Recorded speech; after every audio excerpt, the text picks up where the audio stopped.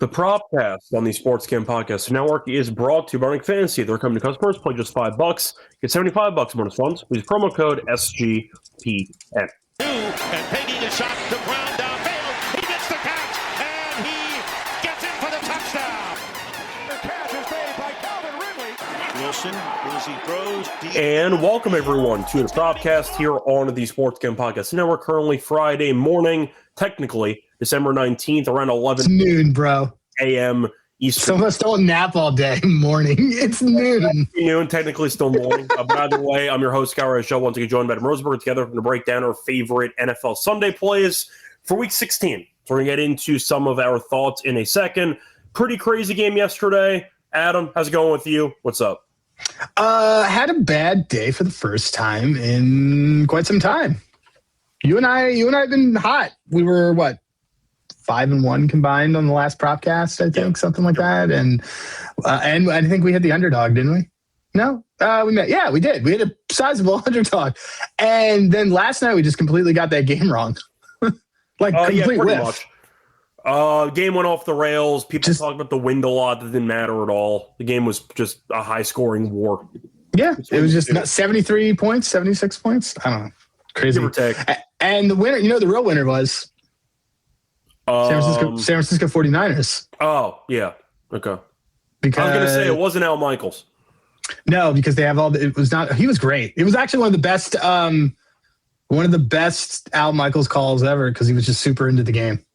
Yeah. It was like off. The enthusiasm he captured on that punt return touchdown is going to be tough to match.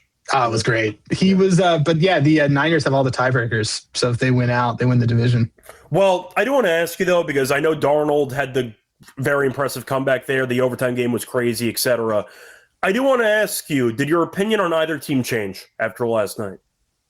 No, I still think that in fact, I upgraded parts of the Rams. Probably not watched. Well, I guess it was watched because it was national televised. Rams got sacks on third downs twice that either ended the series or took the Seahawks out of field goal range. Happened at the end of regulation too. Right. That was what they did. They did it. They had done it the drive before too. And so last year, it's no coincidence that against the Eagles in the game where they could have ended up winning or tying at the end of that, Jalen Carter sacked Matt Stafford and took them out of range and the game ended. Yeah. There's no coincidence that their guys are able to do that now. Like that's a championship. That's how you win a championship is having defense that does that. And I just think that their defense obviously like Darnold did his thing and that's how the pace up and stuff works. And I'm not worried about it, but that type of pressure and doing that's pretty big stuff. Yeah, I'm not sure if my opinion changed on either team. You could argue that Seattle, if they do end up getting a home field, is obviously more of a threat. But the Rams' offense is still great.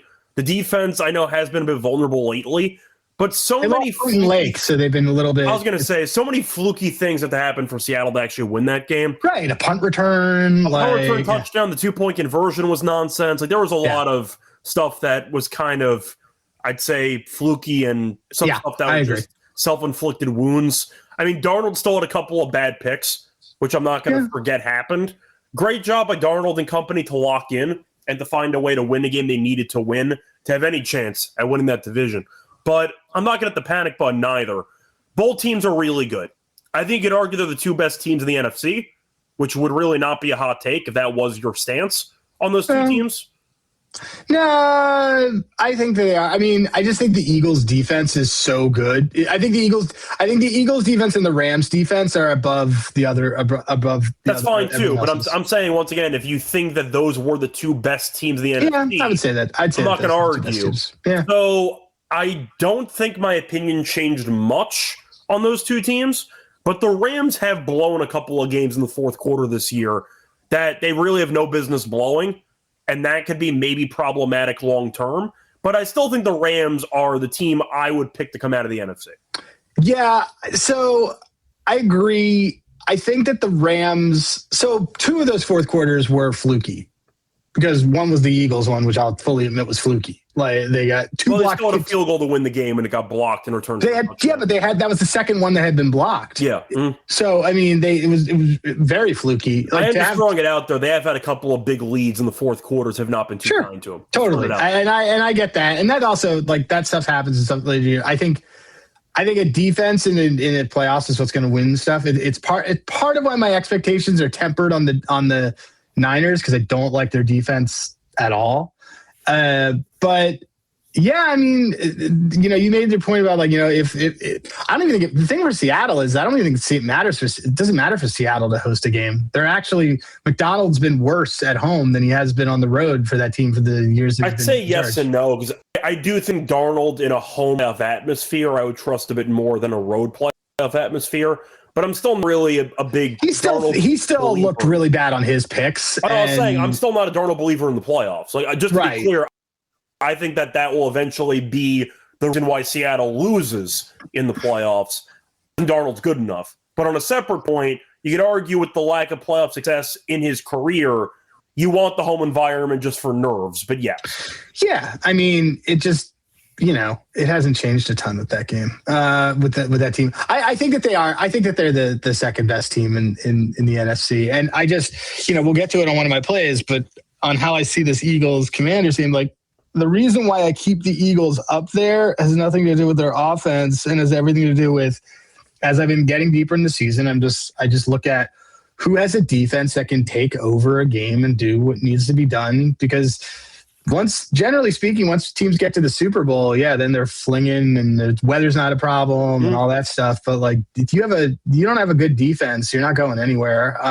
So yeah, nothing changed for me on those teams. I upgraded the Rams a little bit just based on like that third down stuff was pretty awesome. Like the fluky things happened for them to lose, but man, we didn't even mention, by the way, it should have lost in regulation. Yeah, we didn't even mention, by the way, Mevis missed a field goal that would have given them the lead again. Right. In the final minute or two. Well, it's so funny because you and I capped that perfectly of Mevis under 1.5 field goals. Yeah, they had a penalty on fourth down. They went for it they went for it 3 straight fourth downs in the first quarter. Like the only reason why they went for Mevis to do that field goal is because of that bogus downfield. What was the call? There's an illegal man downfield on the 1. Illegal man downfield on the 1. Yeah. Okay. Which you really just never see ever. But look, I think the Rams are still where I have them at. I still had them as the class of the conference. I might have moved Seattle up a little bit because I didn't know if they had the type of win in them. But it was incredibly fluky, and I'm willing to acknowledge that. But still, Darnold did lead the team in overtime on a touchdown. Yeah. Which I did not think he was going to do. Once Puka caught the touchdown, I thought the game was over. Personally, I did not think they'd go down the field and score a touchdown. So I forgot that you're allowed. I forgot that you were allowed to. I'm a fan of it. I still think 10 minutes in overtime is absurd. It should be 15. But on a separate point, it's so weird that they do that. Especially if you give a guaranteed possession to both teams, 10 minutes is just not enough time. But either way, nice win for Seattle. I did not think they'd pull it off, but they did. Good job by them. Anyway, the last thing I will say though is that as much as I don't think that they're as good as the other teams, the Niners just seem to be in a position where they could click at the right time and be that kind of wild card team that makes a run. And we've or seen a divisional Shanahan team as a wild card team find ways to make deep playoffs. Yeah, we've seen it before. Like but Purdy looks healthy. Like they all look healthy. That is true. Even though we'll talk about that. We can talk about that more on the Monday show. Yeah, we could save that, even though Ayuk went AWOL again for that team. But either way, before we get into any of our props for Week 16, a reminder that if you want to get access to all of our free picks and podcasts in one convenient location, check out the SGPN app. Free to download in the App Store. Did I mention that it's free? Type in SGPN, access to all of our picks and podcasts, no charge at all. It's just free on the App Store. So moving on to our actual props for NFL Sunday in Week 16. Adam, what is going to be your first prop for the show? My first prop is going to be, we're going to go to this Packers-Bears game on Saturday night. I'm going to go with DeAndre Swift, 60-plus rushing yards. I understand, guys, that his line is 54.5. If you know me, you know that I try not to take a lot of juice, and I would rather take the floor of the ceiling. The floor of his ceiling for this case is 60. 60 being that he has gotten, whenever he's gone over this number this season, he has gotten at least 60, 63, I think that he could actually be in for a big running game. I think Micah Parsons not being there is a huge freaking deal. Like, that's a big deal. Also, this defense, this team should be tired. This is the back end of a sandwich spot with them. And they just played in Denver. Like, the meat on their sandwich was a not ideal place to do anything. I see Joe looking on Monangai. Totally get it. I'm going to be on Swift rushing. So Swift's over this in three straight, five of the last six, and his last 3 games against the Bears. He's had 60 plus again. I think you mean Packers, but yes. Oh yeah, sorry, Packers. So yeah, it's plus 124. So a nice little plus money to kick us off. Yeah, I mean, it's a solid thunder and lightning combo they have back there, and Swift's been good. Swift's been great. Yeah. So there you go. I think a big reason for that is because they have another guy to keep him fresh. So that's a big reason for it. But Swift's been good. You said it was plus money. So good price. 60. I mean, the line's 54.5, but I think but 60 is plus 124, which I took. Yeah, once again, a solid price. Moving on to my first play, I'm going back to a repeat of what happened on Monday Night Football, a play that I told everybody I was going to keep taking until it lost. Yes, the Lions secondary has been really, really bad, but one guy who the Steelers signed recently is a blocking specialist. He's washed. He's past his prime, and his longest catch is still at 8.5. Give me Adam Thielen, longest catch under 8.5 minus 115. Played a bunch of snaps in the Monday night game. He had 1 target, 1 reception for 7 yards. It was at the end of the. It was also, I think, it was at the end of the game. That I don't think it was. I think it was the middle of the game, but he never got the ball thrown to him because he doesn't create separation at this point in his career. But 8.5, I still think is a lot of yards for 1 catch. He's gone under in 9 of his last 11 games, so once again, 9-2 to the under. He's played 2 games with the Steelers. He has a total of 2 catches for 11 yards on 2 targets. Yes, the Lions secondary is not very good. I get it's in a dome. Thielen at this point is a blocking specialist receiver. It's why the Steelers got him. There's no separation. He doesn't get any targets downfield. He's been targeted 1 time in each of his first 2 games with the team, and I won this on Monday Night Football.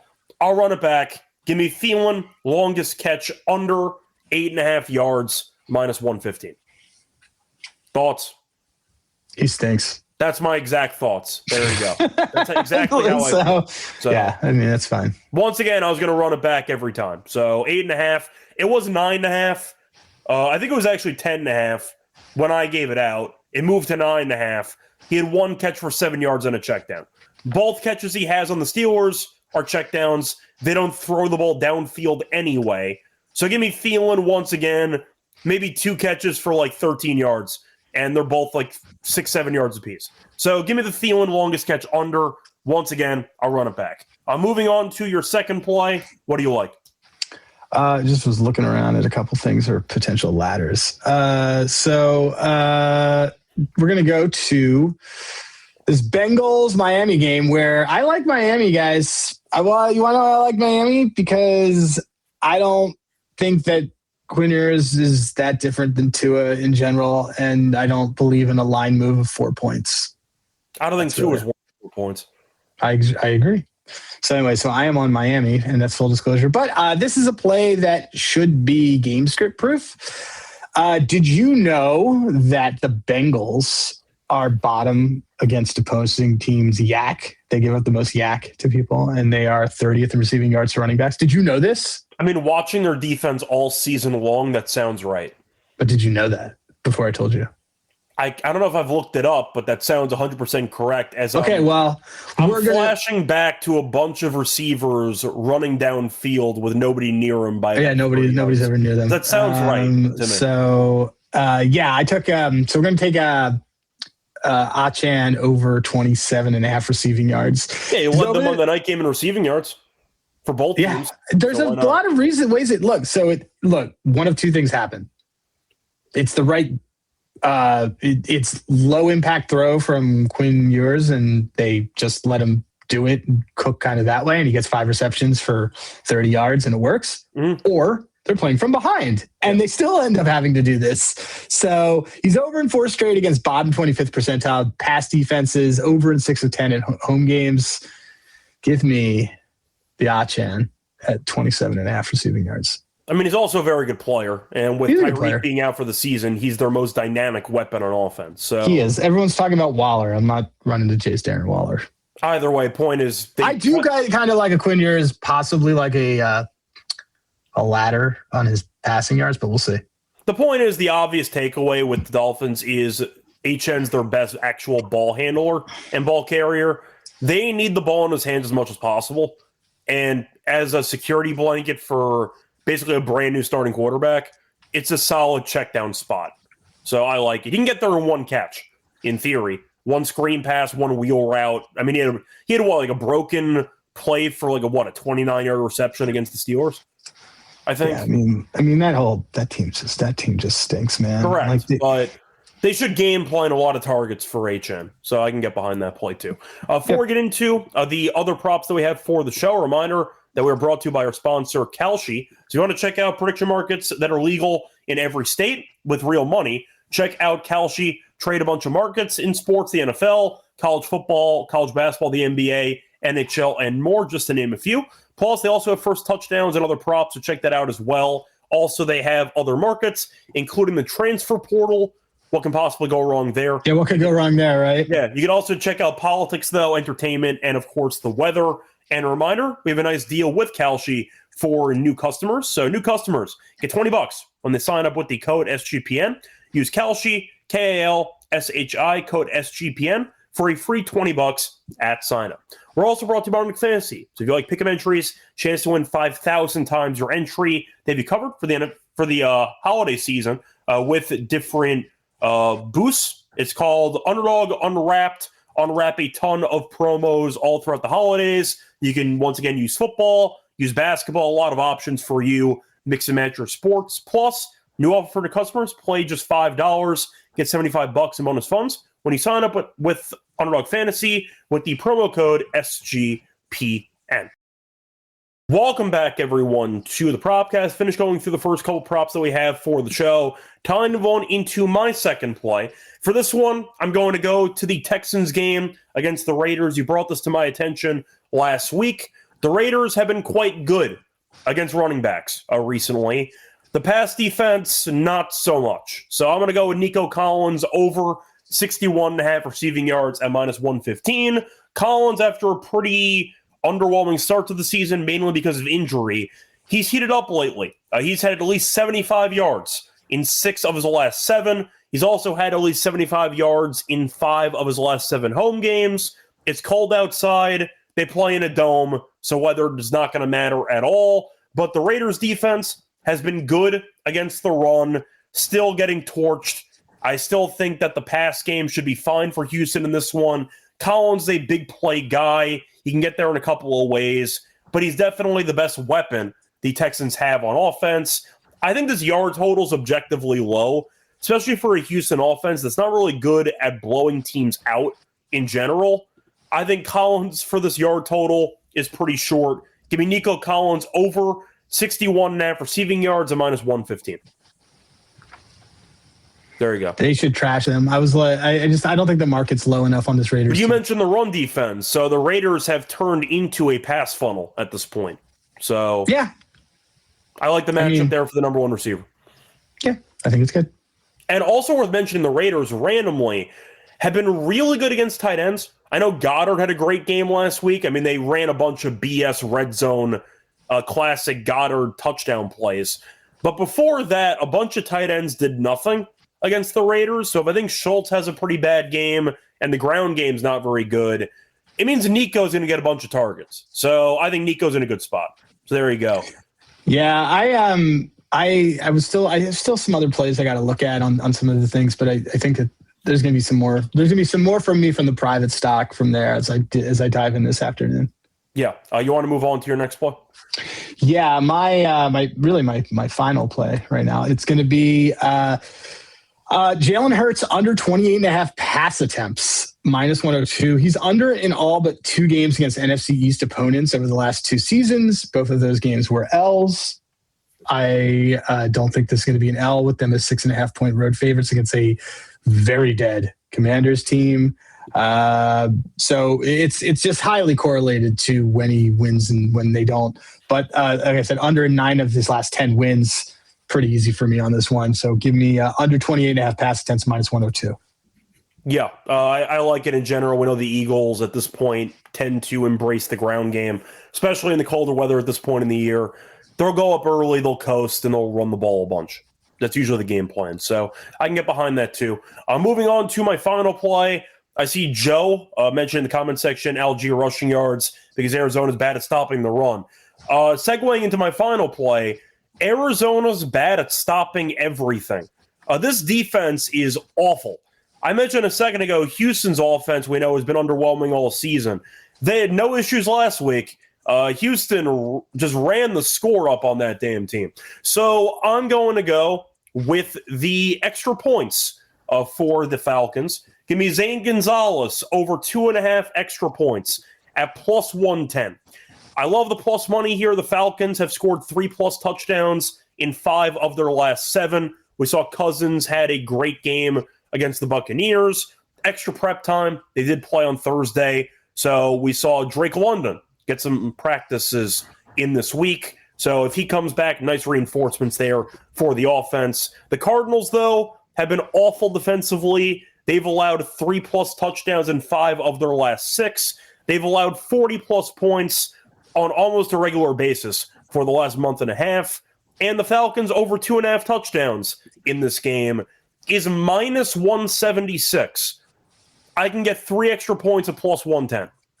I think it's a great price by comparison, whether Cousins plays well, whether Bijan goes crazy, couple ways to get there. But this Cardinals defense is horrific. And the Falcons are off a long week. They look good offensively last week with Cousins. Drake London might come back. Bijan is still a demon. I think they'll get the 3 touchdowns minimum. +110 when they're over 2.5 touchdown props -176 is objectively a great price. Give me Zane Gonzalez over 2.5 extra points at +110. I'm on the Cardinals this weekend, but I want to hear your argument before the Cardinals. Not taking Kirk Cousins as a road favorite and I'm assuming you're picking a higher scoring game either way, correct? Yeah. Okay, so Cardinals even in some garbage time, Cardinals haven't had trouble scoring. Atlanta's defense is also trash. They've given up the most receiving yards since week 9, actually since week 6. We saw Mike Evans come back and immediately kill this defense. Right. So I don't think that yours doesn't get there. But I'm just like the full transparency. I'm going to be Kirk Cousins as a road favorite as an auto fade for me. That point, once again, it was mostly just based on the line differential. This game is 42-35, and it's fine. I'm just saying 2.5 touchdowns, though, at -176, and I get the extra points at +110. 80-cent differential? Yeah. That's pretty nuts. That makes total sense. And it's in a dome, so weather's not a factor either. So there we go. Shout out to Brissett, by the way, who's been very good for the last great months. But either way, give me the extra points there as my kicking prop for the show. Joe says he likes the over. Yeah, I'm not going to mention an under for that game. Anyway, for the bonus bets, anything you want to mention? Nothing yet. Kramer and I have in pocket a Drake London 2 TD, Mike Evans 2 TD parlay. Okay, so once again, Drake London 2 touchdowns. So there's 1, 2 touchdowns in there. Price was okay. The price on Mike Evans was better. It was so it's not bad. I don't have anything yet, guys. Full disclosure, I've just been kind of working through a bunch, and there's not a ton that I loved, but I'm going to jump in this afternoon. You guys know where to find all the other things. But that's the kind of the biggest one. For a ladder, let's see. I actually was looking in this Cardinals game to see if there's like a ladder that we want. By the way, moment of silence to honor our fallen Vele, who got injured last week. At 69. But he's officially out for this week, so moment of silence to honor our fallen. I like the Jets, so that works fine. I'm just saying either way. Point is, Vele was kind of our guy with low numbers, and he's injured now. So he's dumb. He stinks. Let's see what else. I like Vele. No, I like Vele too. I mean, he was tearing it up for our ladder. He got injured. I mean, it is what it is. You left in a sling, so it happens. a slang. All right, you know what we're gonna take? What? Off a bad game? I don't know where you're going with this. Michael Wilson, I think maybe it could be good. Let's look for a guy. Well, here's an idea. What if we did? I'm just looking to see who's got a good matchup. Well, I had somebody that I wanted to kind of pitch to you, but I wanted your thoughts. I think I still want this Michael Wilson. But yeah, keep going. Any thoughts on Gatson against the Cowboys? He's kind of like been in and out of that stuff. I mean, I don't hate it. Quinn Jones. Hold on a second. Hawkinson also had 60. Hold on, Scott. Like my daughter doesn't understand this is loud. Oh, okay. Well, you're in the middle of talking to your daughter. I didn't mind Gatson as my pick there. I mean, Hawkinson had 60 plus yards against him. Yeah. He's at 36.5. Yeah, he. I mean, look, Syracuse standout, Gatson. So and Johnson's been banged up too. He didn't play last week. We'll see if he plays this week. Well, a lot of this Bland's out forever now. Like all these guys are out. Well, the Cowboys defense turns every quarterback into Rodgers. I don't hate it. I don't really love a lot of I don't like Justin Herbert. I was just throwing out ideas because if Johnson's banged up and the Cowboys secondary sucks, I thought Gatson made sense at 36.5, but yeah, I mean, that was one guy I thought about. It's just, do you think he has a 100-yard game? I think in theory he could against that defense. Once again, we think Hawkinson at this point in his career is not the guy he used to be. He torched that defense last week with J.J. McCarthy. Well, I mean, he's been getting that kind of volume. He hasn't been as banged up. It's okay. We don't have to go with it. I'm just throwing out names. Let's see. This it was mainly wanting to go after the Cowboys defense, but yes. Yeah, no. I get it. Let me look through and see what we got here and see who's got an oddly low number that we could mess around with. I see the conversation you mentioned in Mike Evans at 54.5. That's a little too chalky for me. And that number's kind of tempo. Yeah, it's not my. That was such a good meme that you sent me. They're so good. So good. Where she's just like, and when the last leg of the parlay is Jets money line. Not quite my tempo. Not my let's see. So I'm just looking to see who is done. Adam Thielen, very low. I mean, I'm thinking of matchups. Like, did you want Judkins against the Bills? Like, I'm trying to. No. If anything, I would take like one of their bullshit receivers. I think maybe there's Cole. I don't want a lot of stuff on Saturday. The matchups aren't awesome, you know. Okay, so I'm gonna. Okay, so here's one. I mean, we can go back to our guy. Which guy is that? Our sweet Jazz. No. Detroit's actually good against running backs. Let's see. We could do. Let's see. We'll find something. We just have to actually build. We'll find something. You know what I don't hate? It's low. I don't hate it, but it seems about right. I mean, I don't hate Wan'Dale Robinson. Okay, I can get behind that. I don't hate Wan'Dale Robinson, and I mean, there's. Well, let me look at this. Let's talk about this Panthers Tampa game real quick. Okay. You and I have Panthers in pocket for the division, so we're not betting this game. Yeah, we're already invested. Tet's banged up. Yep. We don't believe in this Tampa. Do we believe you want in this Tampa defense? You want to go for a Coker play? Yeah, I was thinking about Coker or Leggett. He caught the bomb last week. I don't mind Coker. We like Coker. Okay, you want to do? I think that could be a good one. They got torched by Kirk Cousins. I can't really turn that down. Let me just see. Oh yeah, I think this is it, man. I'm fine with that. Oh yeah, this is it. This is what happens when you and I do it together. Let me just look at one thing of who's going to be covering him. Yeah, dude, we're doing a Coker ladder. Look at that teamwork. Okay, so and it's great because it starts at 40. Okay, so we're going to do Coker 40, Coker 50, plus 162, Coker 60, plus 255, and then he's going to go all the way up to Coker 70 at plus 416. So this is identical to the play that we had last week. He had 4 receptions, 4 targets. He caught all 4 of his targets, 4 receptions last week. He had 6 the week before. So let me repeat it for everybody, for people at home. Jalen Coker, over 39.5 receiving yards as your base. So that's 40 receiving yards. Jalen Coker, 50 receiving yards plus 162. Jalen Coker, 60 receiving yards plus 255. And Jalen Coker, 70 receiving yards plus 416. That is going to be our ladder for the day. Yeah, he caught the bomb against the Saints last week. A reminder, the Saints have been quite good against receivers. So solid showing last week. I mean, and guess who's not good against receivers? Tampa. Nailed it. Really, really bad. Shout out to Kyle Pitts, by the way, who had 150 plus yards and 3 touchdowns. So what a no sweat on that one. Yeah, definitely. Wait, is this the ladder that CJ gave out? Ah, man. We can't change it now. We can't change it now. We're going to co-build a ladder. It's fine. Well, hold on. Let's see if we can find something. Now, let me swear that was pure coincidence. That was pure coincidence. Let's see if we can find something else. Well, we will still. Dang it, CJ. Dang it. All right. What about? I mean, I don't know what we're going to do now. We just gave out a ladder already. We just gave out a ladder. Maybe it's just us co-signing it. I think I'm just fine with the co-sign. I think I'm just co-signing it. I'm not going to force another play simply because CJ is on it too. Yeah. Though I don't think I hate Ruckert stuff. You want to get freaky with Jeremy Ruckert? He got an extension. He's more of a blocker. He got an extension, so clearly they like him. Well, yeah. I mean, Mason Taylor's hurt too. Yeah.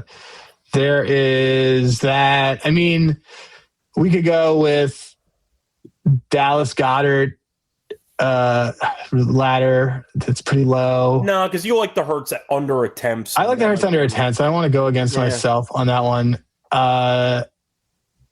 Slayton's in there too. So like they give up bombs. I've already mentally. I think we're gonna have to. Yeah, I'm already sold on this Coker one. Yeah, there we go. We'll go with Coker.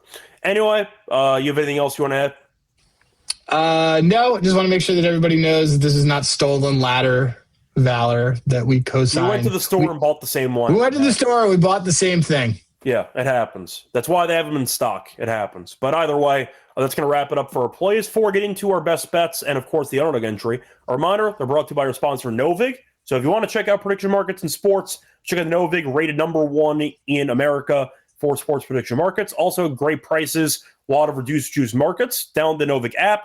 Get $50 when you spend just $5 if you use our code SGPN at sign up. Get on the extra Novig, promo code SGPN. We're also sponsored by Rhythm. They've been great in the NFL so far this season, especially on props. Check them out for college basketball. They have house models. You can build your own model. A lot of options for you. Also, a bunch of different sports. They have college football if you want some bowl game thoughts. They have golf if you want to bet on some golf tournaments. For the actual upcoming NFL week, though, just to mention a prop that Rhythm does like. Let me see what they like. They are fans of Jonathan Taylor under 23.5 rush attempts. I like that. Yeah, it's minus 136. I think they get blown out. So, yeah, I like that. Yeah, a bit juicy, but 23.5 is a lot for a team that should be playing from behind. So I can get behind that play as well. A reminder, though, if you want to check out Rhythm on your own, get a nice discount code for your first month. Download the Rhythm app. Use code SGPN25. We download the app and get a nice 25% off your first month. That's Rhythm, RITHMM. Promo code SGPN25 for a quarter off your first month. Welcome back, everyone, to the Propcast. Finish going through our props for the show. Time to move on into the best bets. Adam, what is your best bet for Week 16? My best bet is going to be this Hurts under 28.5 passing attempts because it's correlated so deeply to a win. And you said it was minus 102, correct? Yeah. Okay. For my best bet, it's such a good bit if I just keep running back Thielen. It's such a good why not? bit. But I liked all my plays. I thought the Gonzalez extra points at plus 110 is a bargain. I mean, Nico should be good too. I'll go for it, though. Give me Thielen, a longest reception under 8.5. I think his receiving yards are available at 7.5. Just his regular receiving yard number. So thanks. I'll take the all checkdowns and no relatively long catches. He is a block first receiver at this point. They don't want to throw him the ball. Good enough for me. Give me Thielen, longest catch under 8.5 yards, minus 115 as my best bet. Moving on to Underdog. Adam, where do you want to start? Well, look, you want to try that Gadsden play? That works. It's fine. Okay, we can do that. I might end up using him in fantasy this week, so we'll see what happens. But yeah, no, that's fine. I have a 5-9 team in the semifinals. I got to do whatever I can to get by, man. In the hunt. In the hunt. All right. In the semis, 5-9. Gadsden over 35.5 receiving yards. Yeah, I'm in for it. Let's do that Goddard 40 receiving yards. Yeah, that's fine. And then let's do a Drake London TD. Okay, that works. All right. So Dallas Goedert, higher 40.5 receiving yards. Oronde Gadsden, higher 35.5 receiving yards. And Drake London, higher 0.5 rushing receiving touchdowns, a.k.a. a TD. This is 6.78. We can use some of our bonus money on this. Sure, that works. I just did. All right. It is $50 allegedly wins us $339. There we go. Cool. That is going to wrap it up for the show. We're back once again to get into the Monday night game on Monday. Till next time, you can find me on Twitter as Radio. Find him on Twitter at Hey Rosenberg. A reminder, check out the Propcast on Twitter at the Propcast SGPN. Check out the Propcast on YouTube and also check it out on Spotify or Apple. Till next time, good luck to all of you and all of your bets. Bye, everyone.